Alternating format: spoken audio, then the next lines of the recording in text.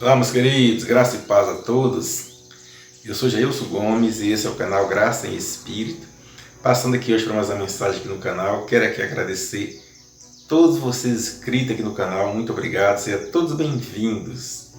Meus queridos, todos início de meus vídeos eu saúdo com a graça e a paz do nosso Senhor Jesus Cristo. Porque eu entendo, meus queridos, que se você está na graça, você está feliz, se você está na paz, o ambiente que você vive é um ambiente muito mais saudável. Então por isso que eu salto com a graça e a paz. Ao contrário de outros canais aí no YouTube, dos Irmãos da Graça, que não está saudando mais com a graça e a paz, eu vou continuar saudando com a graça e a paz. Meu canal é um canal simples, mas aqui eu estou transmitindo a palavra de Deus à luz da Bíblia. À luz da Bíblia, é uma mensagem simples, mas não precisa você prestar atenção em mim, mas sim no que está sendo transmitido por mim aqui nesse canal. A mensagem de hoje, o título é: Jesus de Nazaré diz que não veio trazer a paz, e sim espada. Por que Deus me colocou no meu coração essa mensagem? Meus queridos, eu trabalho com vendas, porta a porta, sempre estou lidando com pessoas. E geralmente as pessoas, eles notam alguma diferença em mim. Uns perguntam se eu sou crente, outros perguntam se eu sou evangélico. Mas essa semana eu chego numa casa, uma irmã me disse: meu irmão, ela nem sabe se eu sou crente, mas ela disse: meu irmão, as profecias estão se cumprindo. Eu disse: por que, meu irmão, está se cumprindo essa profecia? Qual profecia que é? Ela disse: não, as profecias de Isaías, de Daniel, e me citou alguns profetas. Eu disse a ela: não, minha irmã, essas profecias não é para a nossa época. Descansa em paz, descansa no Senhor, não vai acreditar nessas profecias. Porque esses profetas que estão vindo aí na televisão, ou nos canais aí de YouTube, né, do YouTube aí, falar profecia e associar as coisas que estão acontecendo, alguma fúria da natureza, dizendo que as profecias estão se cumprindo. Não, minha irmã, não existe profecia para a nossa época. As profecias foi para os judeus, para os hebreus que viveram ali debaixo das leis. Nós vivemos numa época onde o trabalho já foi consumado, onde que todas as obras foram consumadas por Jesus ali na cruz. Aí ela me perguntou: mas qual a igreja que o irmão é? Eu falei: não, eu sou o templo do Espírito Santo, eu acho que uma igreja. Em qualquer lugar, aqui na casa da Senhora, nós estamos falando de Jesus, das maravilhas feitas por Ele. Na praça, qualquer lugar, Deus habita em todo lugar. Eu consigo ver a presença do Senhor na sua vida, meu irmão. Aí ela me chamou de desegrejado, sem fé, e um bocado de palavra ali que veio na boca dela, e disse que não precisava pregar para ela, porque ela era do centro da congregação, ela tinha um pastor que intercedia entre ela e Deus, e o pastor já pregava para ela estava suficientemente feliz, porque ela era do meio da congregação. Beleza, não quis terminar com ela, mas o que ela citou, que deu para me entender, ela estava citando Mateus 10, nos versículos 34, 35 e 36. E ela diz que Jesus não veio trazer a paz, e sim a espada. Mas veja que está escrito em Mateus 10, 34, versículo 34. Ele diz assim: não penseis que vim trazer a paz à terra. Não vim trazer a paz, mas a espada. Versículo 35. Porque eu vim pôr em disseção o homem contra seu pai, a filha contra sua mãe, e a nora contra sua sogra. Versículo 36.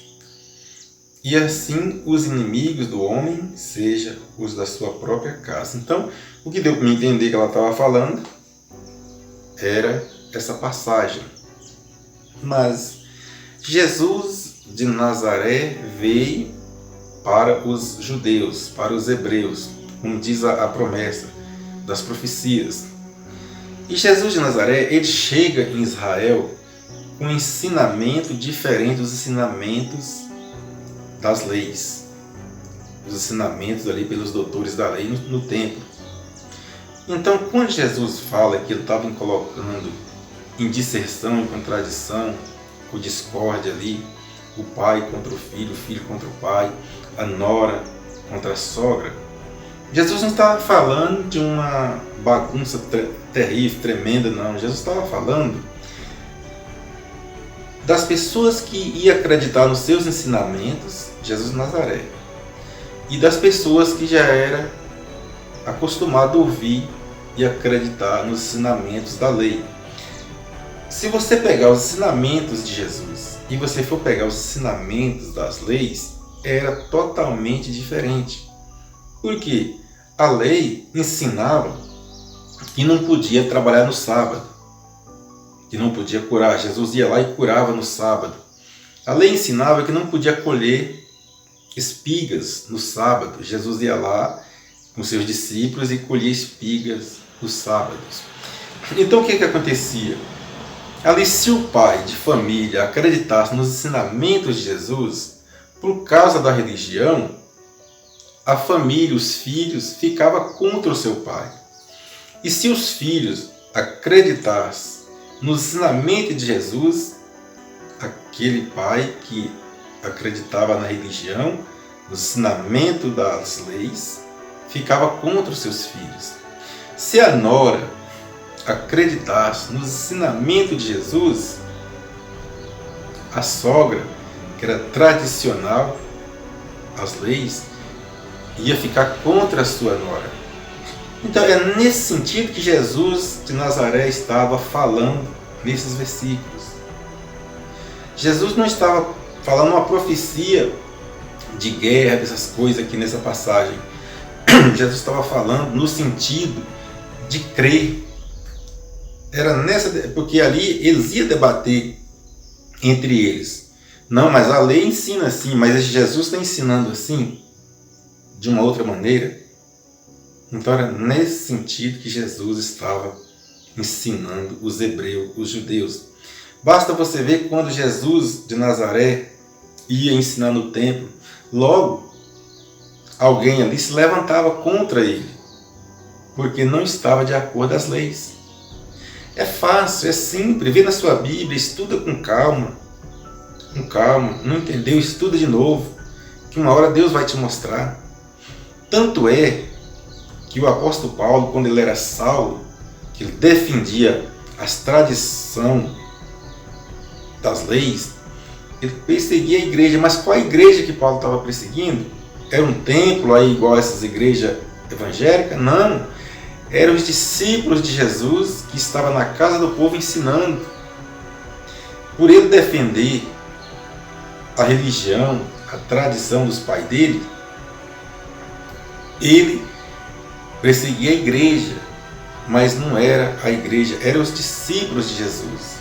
Porque os discípulos de Jesus eram Jesus, e eles não tinham igreja, eles saíam nas ruas, nas casas das pessoas.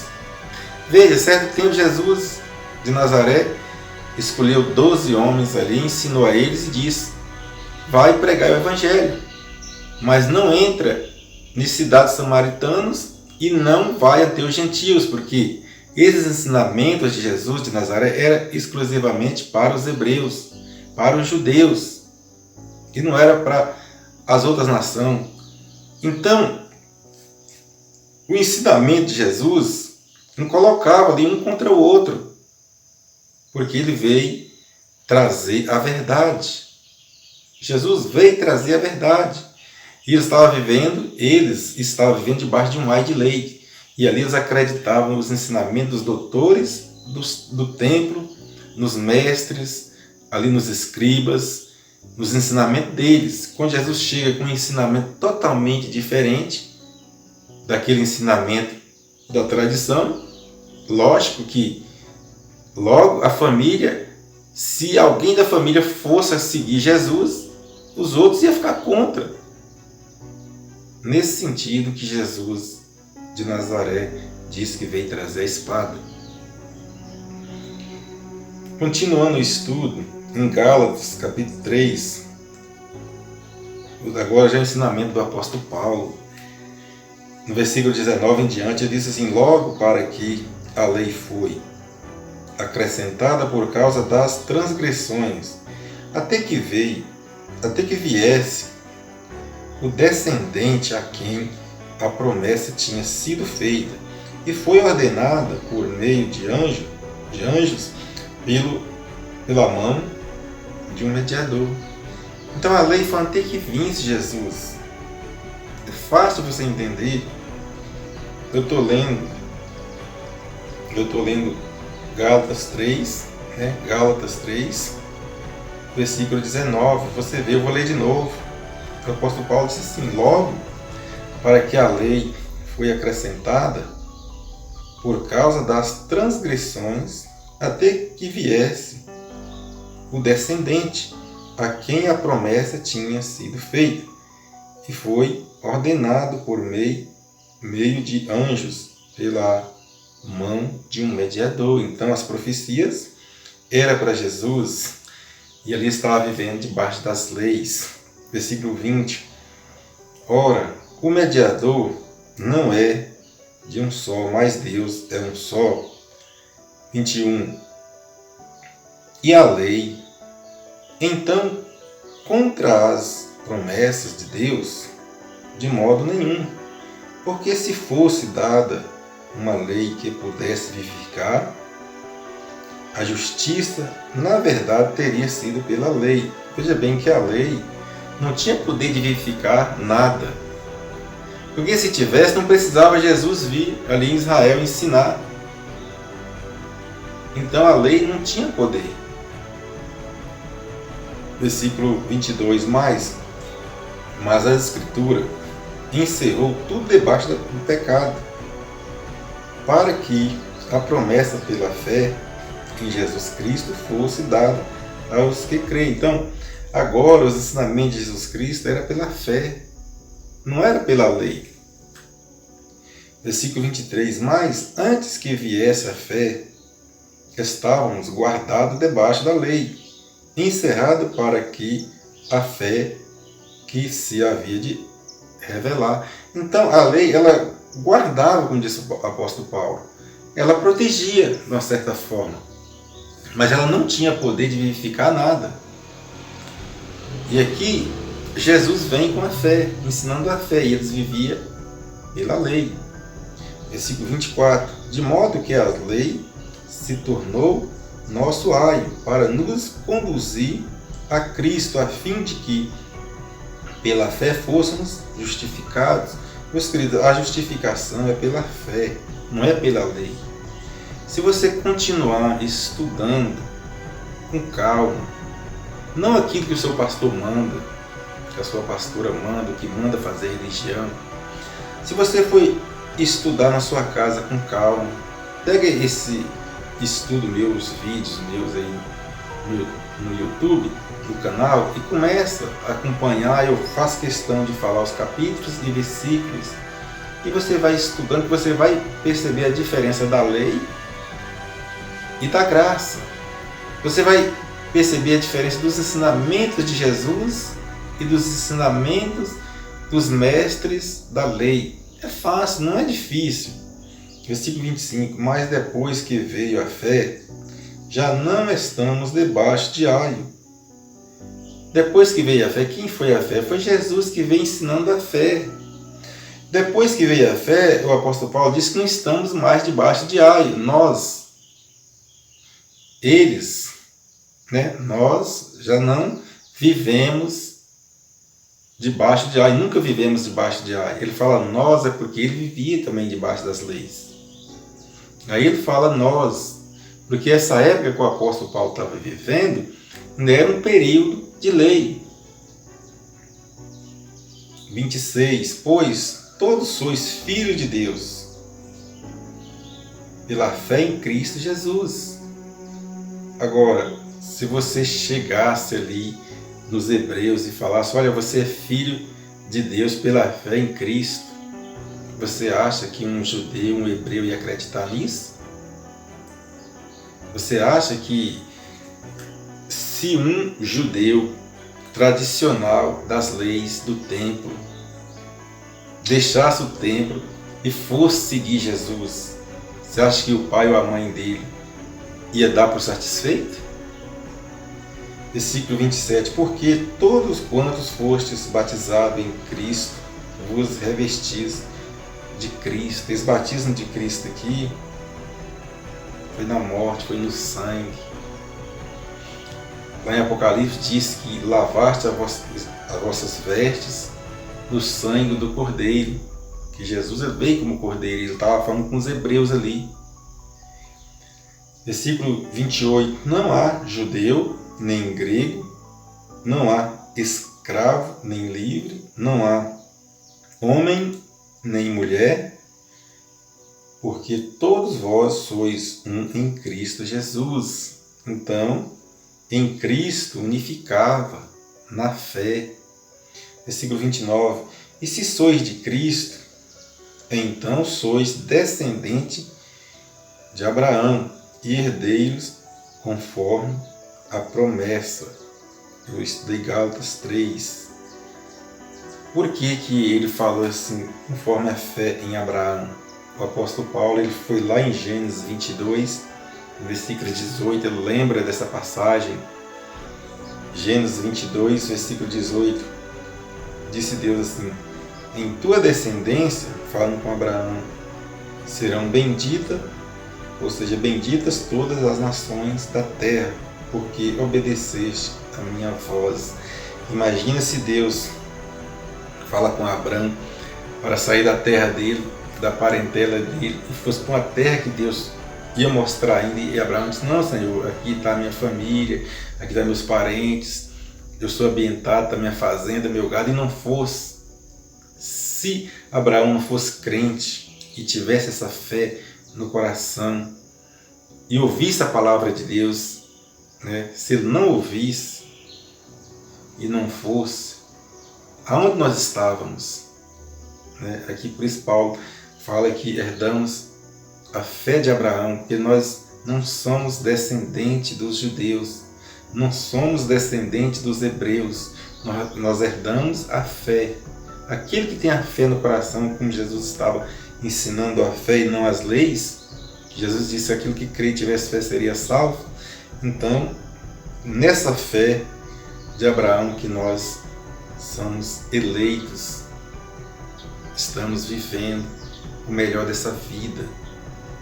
Porque reinar com Cristo não é subir para o céu, reinar com Cristo é entender a graça, é não fazer mal para as pessoas, amar a Deus acima de tudo o que é mais importante na sua vida. O amor de Deus, aquele amor sem falsidade. O amor para com Deus, aquele amor sem fingimento, sem troca, sem interesse. E amar o seu próximo, a si mesmo. Amar, não fingir. Amor não fingido, aquele amor de coração, aquele amor verdadeiro. Esse amor que Deus está falando, é isso que é viver o reino. Nunca desejar mal às pessoas. Se alguém está precisando e você pode, ajuda, contribui na vida de alguém. Se você não pode, peça a Deus para levantar alguém que pode e ajudar aquela pessoa. Ter um amor não fingido, como faz a religião. Se um irmão é de uma denominação, é mal visto pela outra denominação. Então, essas coisas, meus queridos, isso não é amor. A religião não prega e não ensina o amor. Essa irmã mesmo, ela já me chamou de desigrejado, ateu, né? Ali naquela conversa que nós estávamos conversando ali, eu fiquei anotando, eu só fiquei olhando para ela e observando assim, aonde está o amor no coração dessa mulher que diz que é uma serva do Senhor? É porque ela age como serva, ela não age como filha. Porque na graça entendemos que somos filhos. Entendemos que através do sacrifício de Jesus na cruz, nós se tornamos filhos, herdeiro de Deus e co-herdeiro de Cristo. É isso que é viver o reino, que é reinar com Cristo. Para terminar, vamos estudar Romanos 8, começar do capítulo 14, que está escrito assim: pois todos os que são guiados pelo Espírito de Deus, esses são filhos de Deus. Todos os que são guiados pelo Espírito de Deus, esses são filhos de Deus. Diz o versículo 14. Versículo 15. Porque não recebeste o espírito de escravidão, para outra vez estardes com temor, mas recebestes o espírito de adoção, pelo qual clamamos, Abba, Pai. A palavra Abba é Pai. Então, é a mesma coisa, fala assim, o nosso Abba, o nosso Pai. Então, quando você entende que você se tornou filho e não servo, porque o filho, meu querido, o filho é aquele que chega na casa do pai, tem alguma coisa para comer, ele não vai pedir, ele vai lá e pega e come. O servo não, o servo é diferente. O servo, ele para comer algo, ele precisa pedir. Por isso que os irmãos que estão aí na religião se intitula Evangelho e diz que é servo, eles vai continuar servindo. Vai continuar servindo, porque eles são servos. E nós que entendemos e conhecemos a graça, entendemos que o Espírito Santo de Deus habita em nós e se tornamos filhos. O filho, ao chegar na casa do pai, ele não bate na porta para entrar, ele entra, ele pega a porta e entra. O servo não, o servo ele vem, bate na porta e pergunta se pode entrar. Então, há essa diferença. Reinar com Cristo é entender, é compreender e saber qual a sua posição agora na época que tudo já foi feito. Você já nasceu já livre. Você nasceu livre. Jesus, outro tempo, diz que os hebreus, os judeus, eram escravos. Eles dizem que não servia homem nenhum, mas eles eram escravos da lei, das leis que uma religião está fazendo aí, colocando para pagar dízimo, oferta, envelope com dinheiro, tantas outras coisas que a gente sabe que já foi abolida na cruz por nosso Senhor Jesus. Versículo 16: e o Espírito mesmo testifica que o nosso Espírito, que somos filhos de Deus. Não é o que estou falando, é a palavra. Romanos 8, versículo 16, o Espírito mesmo testifica com o nosso Espírito que somos filhos de Deus. Por que nós temos essa certeza? No nosso viver, no nosso entender. Porque a palavra está falando, não tem aqui como eu mudar esta palavra. Não tem como eu mudar a palavra, porque a palavra está falando. O Espírito, quando você entende, faz uma mudança radical aqui dentro e no seu coração, parece que abre, sabe, a mente. Você fala assim, meu Deus, eu estava onde? Por que eu não entendi isso antes? E você tira um fardo das suas costas, porque hoje você é livre. E viver o reino, reinar com Cristo é isso. Entender que o Espírito de Deus habita em você o tempo todo. Versículo 17. E se sois filhos, também herdeiros, herdeiros de Deus e co-herdeiro de Cristo. Se é certo que com Ele padecemos, para que também com Ele sejamos glorificados, porque Paulo ainda esperava cumprimento ali da destruição do tempo, do juízo. Ele esperava que Paulo ainda estava vivendo ali o período que era o período que ia ser cumprido as profecias que a irmã disse que estava cumprindo na nossa época, essas profecias já foram cumpridas. E aqui Paulo estava pregando nesses últimos dias. Só que o apóstolo Paulo não viu o juízo com os olhos carnal. Por quê? Ele estava vivo e ele morreu ali por volta do ano de 68. Versículo 18, para terminar. Pois tenho para mim que as aflições deste tempo presente não se podem comparar com a glória que em nós há de ser revelada. Aquele tempo presente ali era um tempo de sofrimento. Era uma época que para ensinar ou pregar, como Paulo estava pregando a graça, por causa da tradição das leis, porque o templo de Jerusalém ainda estava de pé. Os doutores da lei ainda estavam ensinando, pregando as leis. E quando confrontava a lei com a graça, dava divergência. Muitas vezes os irmãos que pregavam a graça eram perseguidos. O templo mandava os doutores do templo mandavam os soldados ir lá prender eles, espancar eles, para não pregar a graça. E aí o apóstolo Paulo diz que o tempo futuro, eu vou ler o versículo de novo, pois tenho para mim que as aflições deste tempo presente não se pode comparar com a glória que em nós há de ser revelada. Então depois que passasse a destruição, o juízo ali, a destruir aquele tempo, aí vinha um tempo de paz. É esse tempo que estamos vivendo. Por que de paz? Meus queridos, de paz para aquelas pessoas que conhecem a graça. De paz para aquelas pessoas que conhecem o trabalho que foi feito por Jesus. Essas pessoas que conhecem a graça, eles vivem felizes. Pode perguntar a você que tem conhecimento com quem vive a graça.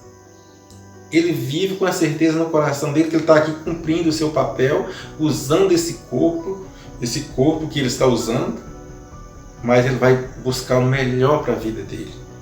Porque ele tem a certeza da salvação, ele tem a certeza que ele já foi salvo, que ele é um eleito.